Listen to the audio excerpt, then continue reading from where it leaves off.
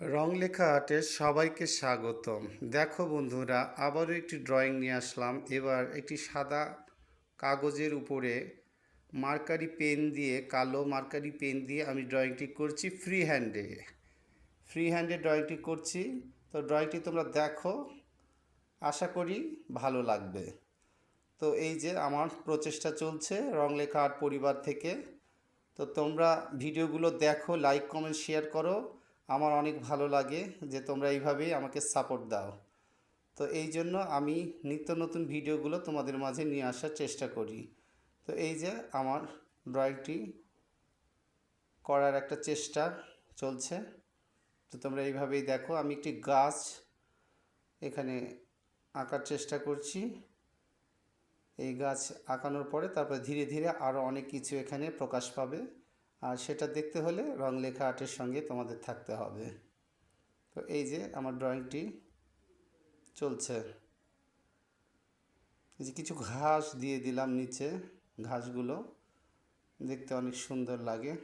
আর যে গাছটি করেছি, গাছের আউটলাইন দেওয়ার পরে ভিতরের যে অংশগুলো সেগুলো ভরাট করে দেওয়া হচ্ছে, পুরো ব্ল্যাক কালার করে দেওয়া হচ্ছে দেখার সৌন্দর্যের জন্য।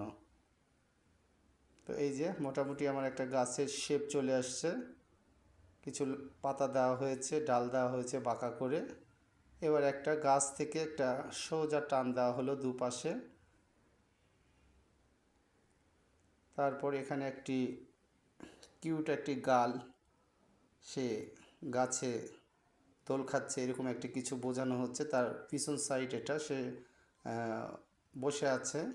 মাথার চুল, চুলের ভিতরে একটি ফুল এবং একটি লং ড্রেস পরে সে দোলনায় বসে দোল খাচ্ছে। এই ব্যাপারটি আমি এখানে বোঝানোর চেষ্টা করেছি। ফ্রগের যে ড্রেসের যে ইয়েগুলো, কুচিগুলো সেগুলো দেওয়া হলো এবং সে বসে আছে একটি দোল দোল খাচ্ছে, এরকম একটি ব্যাপারটা আমি ফুটিয়ে তোলার চেষ্টা করছি।